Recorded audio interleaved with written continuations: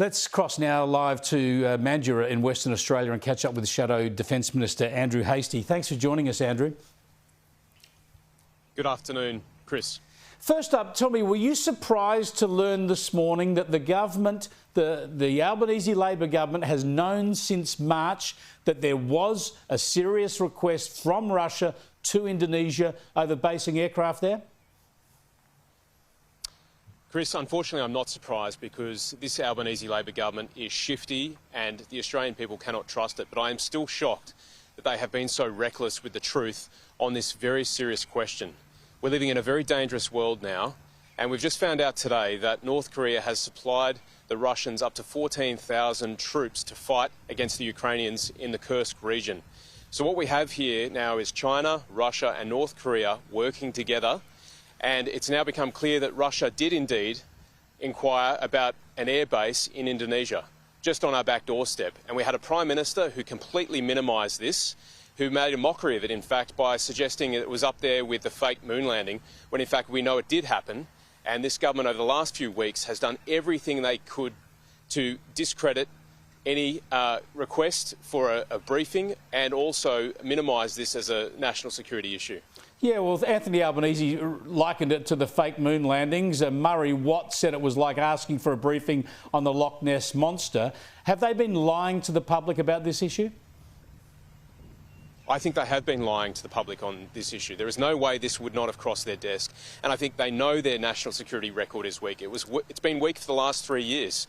We've had our ADF personnel pushed around in the Indo-Pacific by the Chinese military. We've had a Chinese flotilla circumnavigate Australian waters, or our continent, and live fire in Australian waters, and the Prime Minister did nothing. And so on the eve of an election, they wanted to minimise this when this should be front and centre, because Australian security is so critical, and this is a very concerning development, and the opposition should be briefed because we need to be making good public policy, good national security policy in the national interest, and they've absolutely done everything they can to stop that.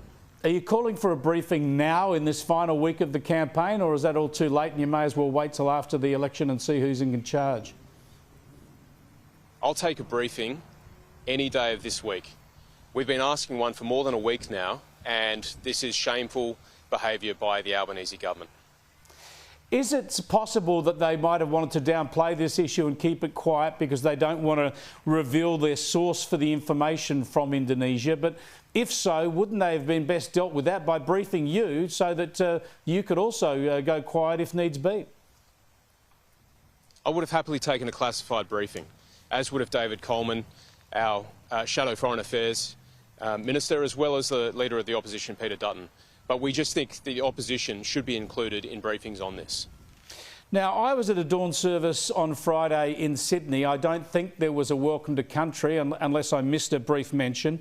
I'm told at another dawn service in Sydney they had an Indigenous serviceman give a short welcome to country at the start of the service. We know what happened in Melbourne. It was disgraceful to hear those interruptions. But do you believe there's a place for a welcome to country at all dawn services, or is that one of the areas where this ceremony is overdone?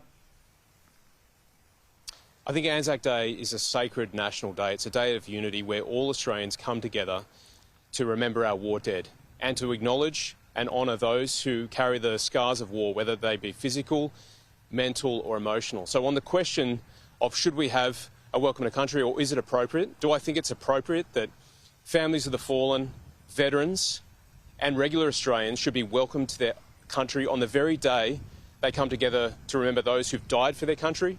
No, I don't think it's appropriate. And what about more broadly across the nation? Where would you like to see welcomes to country eliminated? Well, I think welcome to country is now part of what we do as a country. But I don't think it should be done on Anzac Day, particularly when Australians are coming together to remember those who've died for their country. Why should they be welcomed to their country on that very day? I think what Peter said last night in the leaders' debate is right. It's been overdone. And I think it also can be very divisive at times as well, because ultimately we're all Australians. Peter Dutton said this last night. It doesn't matter if you're of Indigenous heritage, whether you're a seventh generation Australian or you've taken citizenship in the last week. We're all Australians, we're all equal before the law. And I think some of these ceremonies can be very divisive and cuts right through our social cohesion. I just want to get some more detail from you, if I can, on the additional spending on defence, $21 billion over the next 5 years you've announced. Now, I hate this sort of spending that seems to be endemic when it comes to talking about defence, of having to meet a certain percentage of GDP. We do it in our aid programs as well. It's more important, obviously, to spend that money well and to get the right outcomes. What do you specifically want to do with that $21 billion? Is it about boosting personnel, boosting equipment? And if so, which equipment?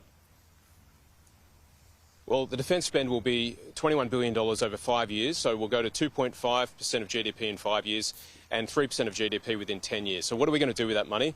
Well, we're going to bring strategic and political leadership together. We're going to have a summit at Swan Island, which is a secure, classified facility, and we're going to get the best of defence, of government and the private sector together to crunch through the nation's most pressing problems. We're going to deliver capability, which means the 4th Squadron of F-35s, they're our fighter jets, will be reinstated to our order of battle.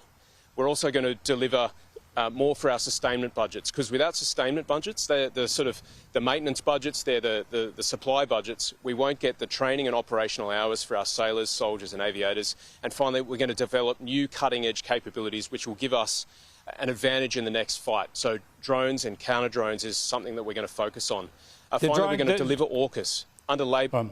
I want to just jump in there, because you've talked before about the need for drones. That's a good specific measure. Apart from the 4th Squadron of Joint Strike Fighters, you're saying that the detail of spending that $21 billion is not finalised yet. You'll finalise that at a summit after the election.